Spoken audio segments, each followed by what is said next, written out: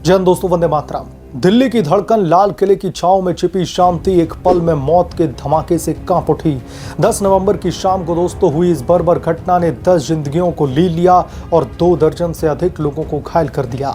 सफेद Hyundai i20 car में छिपा विस्फोटक फटा तो धुंध और मलबे ने राजधानी को हिला करके रख दिया। लेकिन दोस्तों, अब 11 नवंबर को सुबह होते ही जांच की रोशनी में उभर रही हैं साजिश की काली परतें।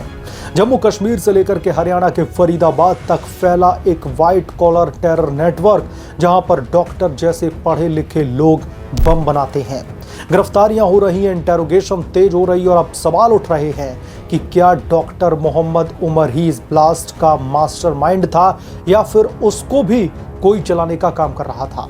आइए दोस्तों, इस खौफनाक कहानी की गहराई में उतरे, जहां पर हर एक सुराग एक नया खतरा खोलता दिख रहा है और उनके बारे में भी जानेंगे जिनको अभी तक इन्वेस्टिगेटिव एजेंसीज ने दबोचा है। उसके इस आतंकी के आकाश से क्या संबंध है।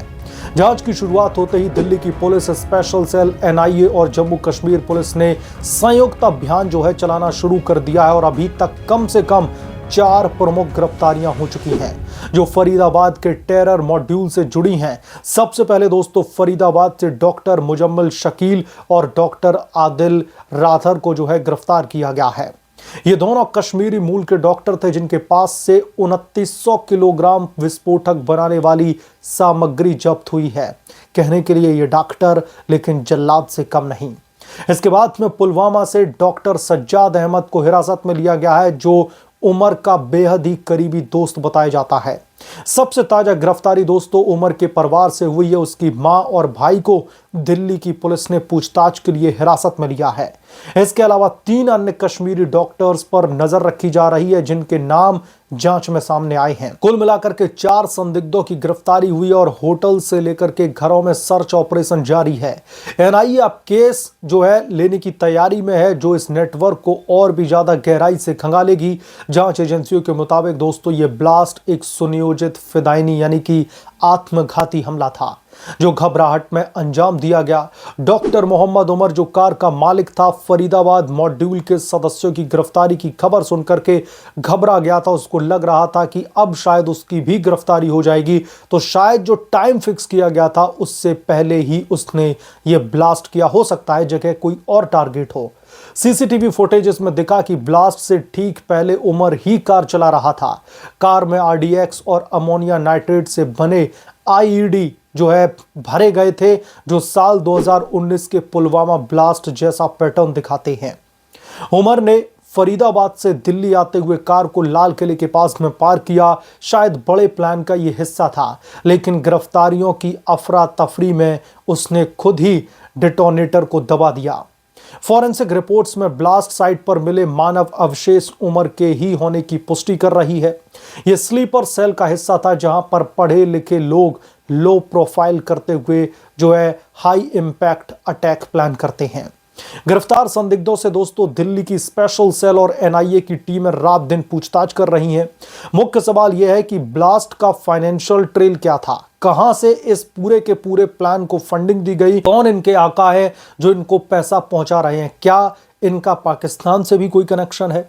हवाला रूट पाकिस्तान के बहावलपुर, जो जैश ए मोहम्मद का हेडक्वार्टर है, वहां तक जाते या फिर नहीं, यह जांच का विषय है।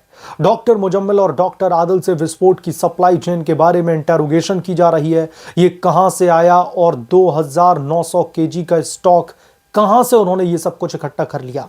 सज्जाद अहमद से उमर के कनेक्ट्स और पुलवामा में जैश ए मोहम्मद कैंप्स की जानकारी ली जा रही है। उमर के परिवार से मोबाइल रिकॉर्ड्स को हालिया यात्राओं पर फोकस है। 3 कश्मीरी डॉक्टर से इंटेरोगेशन की जा रही है कि क्या वो मेडिकल कवर के तहत ट्रेनिंग ले चुके थे। प्रारंभिक बयानों में जैश ए मोहम्मद का नाम आया है और यूएपीए यानी कि अनलॉफुल एक्टिविटीज प्रिवेंशन एक्ट के तहत चार्जशीट तैयार की जा रही है। गिरफ्तार हर व्यक्ति पर एक शक बुनियादी सबूतों पर टिका है।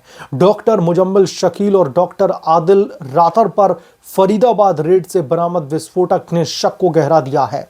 उसके फोन से उमर के कॉल रिकॉर्ड्स मेल खाते हैं, यानी कि सीधे तौर पर जो लाल किले के पास में विस्फोट हुआ है उसके तार मुजम्मिल से और बाकी के लोगों से जुड़े हैं जो फरीदाबाद में बैठे थे। सज्जाद अहमद उमर का बचपन का दोस्त है और उसके सोशल मीडिया पर जैश-ए-मोहम्मद प्रोपेगेंडा पोस्ट भी मिले हैं।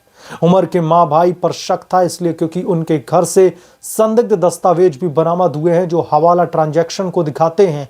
3 अन्य डॉक्टर्स पर नजर इसलिए क्योंकि वो उसी व्हाइट कॉलर नेटवर्क से जुड़े हैं जहां पर मेडिकल प्रोफेशनल्स को रिक्रूट किया जाता है। कुल मिलाकर के सीसीटीवी, फोन डेटा और फॉरेंसिक सबूतों ने इन पर उंगलियां उठाना शुरू कर दी हैं। हां, जांच के लिहाज से डॉक्टर मोहम्मद उमर ही इस ब्लास्ट का मास्टरमाइंड माना जा रहा है।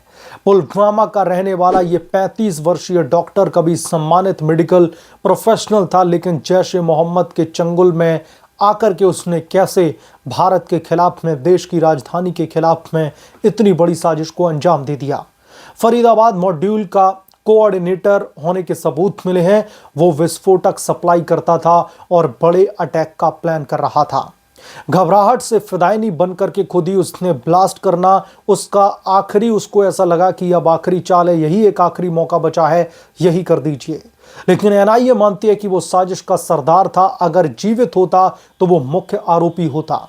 ये साजिश सिर्फ दिल्ली तक सीमित नहीं है, बल्कि इसके तार जम्मू कश्मीर, हरियाणा और उत्तर प्रदेश से जुड़े हैं।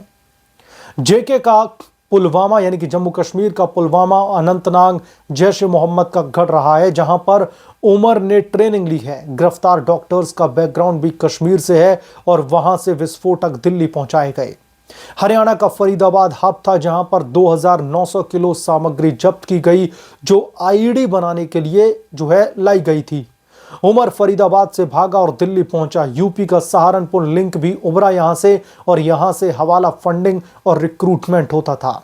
ये 3 राज्यों का त्रिकोण जैश-ए-मोहम्मद के ऑपरेशन साइकिल का हिस्सा था, जहां पर हर तिमाही एक बड़ा अटैक प्लान किया जाता था। इंटेलिजेंस इनपुट से पता चला है कि ढाका और लाहौर से कोऑर्डिनेशन था। कुल मिलाकर के ये नेटवर्क स्लीपर था, पढ़े लिखे लोग, कम प्रोफाइल लेकिन घातक। इस ब्लास्ट ने सरकार को हाई अलर्ट पर ला दिया है। गृह मंत्री अमित शाह ने ब्लास्ट साइट का दौरा किया और हाई लेवल मीटिंग भी बुलवाई, जिसमें एनआईए, इंटेलिजेंस ब्यूरो और दिल्ली पुलिस के जो तमाम आला अधिकारी थे वो शामिल किए गए थे। एनआईए को केस ट्रांसफर कर दिया गया और देश भर के तकरीबन 20 शहरों में जैसे कि मुंबई, कोलकाता, लखनऊ समेत में हाई अलर्ट जारी करके जो नेशनल सिक्योरिटी गार्ड है, जो एनएसजी हैं, उनकी टीमें तैनात एयरपोर्ट से लेकर के रेलवे स्टेशन पर चेकिंग बढ़ा दी गई है। सीमावर्ती इलाकों से ड्रोन सर्विलांस किया जा रहा है। हवाला नेटवर्क पर नजर रखी जा रही है और जैश-ए-मोहम्मद के प्रोपेगेंडा को ब्लॉक करने के आदेश दिए गए हैं। प्रधानमंत्री नरेंद्र मोदी ने पीड़ितों को 10-10 लाख रुपए का मुआवजा और मुफ्त इलाज का ऐलान किया है। अंतर्राष्ट्रीय स्तर पर पाकिस्तान पर कूटनीतिक दबाव बनाने की योजना है। अमित शाह ने कहा कि दोषियों को सजा जरूर दी जाएगी, कोई भी नहीं छूटेगा। चाहे राजस्थान, उत्तर प्रदेश हो, हरियाणा हो, हर जगह सर्च ऑपरेशन किए जा रहे हैं, हर जगह रेड मारी जा रही है और यूके जैसी सरकारों ने ट्रैवल एडवाइजरी भी जारी कर दी है। यह कदम न सिर्फ तत्काल सुरक्षा है, बल्कि लंबे समय के लिए टेरर मॉड्यूल्स को कुचलने का संकल्प है। यानी कि मोहम्मद उमर, जो कि इस पूरे के पूरे फिदायनी अटैक का जो मुख्य चेहरा था, जो तमाम सीसीटीवी फुटेजेस में बहुत सारी तस्वीरें निकल करके सामने आई, कैसे वो रेड फोर्ट की जो पार्किंग है वहां पर 3 घंटे तक गाड़ी में बैठा रहा, कैसे उसने टोल टैक्स पार किए, वहां पर उसकी जो तमाम सीसीटीवी फुटेजेस हैं उनको सोशल मीडिया पर वायरल किया गया। वो साफ तौर पर दिखाई दे रहा है कि वो डॉक्टर मोहम्मद उमर ही है। और अगर ये कहा जाए कि वो आतंकी डॉक्टर मोहम्मद उमर है तो मुझे लगता है कि गलत नहीं होगा। और उसके बाद में उसके खास दोस्त, उसके जो भी टेरर मॉड्यूल्स हैं, फरीदाबाद हो, चाहे फिर वो उत्तर प्रदेश हो, चाहे जम्मू कश्मीर हो, जहां जहां पर उसके कनेक्शंस निकल करके सामने आए हैं, पुलिस से लेकर के जांच एजेंसियां, खुफिया जांच एजेंसियां धरपकड़ कर रही हैं। डॉक्टर उमर मोहम्मद वो तो अब अल्लाह को प्यारा हो चुका है, क्योंकि उसने खुद ही आत्मघाती हमला किया है। अपने साथ साथ 10 लोगों की भी जान ले ली, 24 लोगों को गंभीर रूप से उसने घायल कर दिया। हो सकता है मरने वालों का आंकड़ा और भी बढ़ सकता है।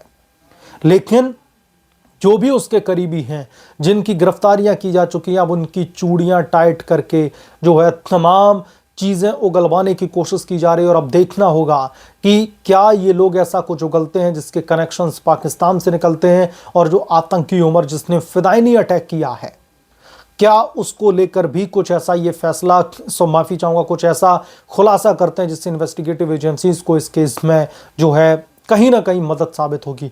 तो कुल मिलाकर के अभी तक 4 प्रमुख गिरफ्तारियां इस बाबत की जा चुकी हैं और सबकी चूड़ियां टाइट की जा रही हैं। आप क्या सोचते हैं इसके बारे में? आपकी क्या राय है? कमेंट करके जरूर बताएं। जल्द मिलूंगा किसी दूसरे बड़े अपडेट के साथ में, तब तक के लिए धन्यवाद। अगर आप लोग चैनल पर नए हैं तो प्लीज चैनल को सब्सक्राइब करें, साइड बने बेल आइकन को जरूर प्रेस करें ताकि जब भी मैं कोई बड़ी खबर लेकर के आऊं तो उसकी नोटिफिकेशन सबसे पहले आपको मिले।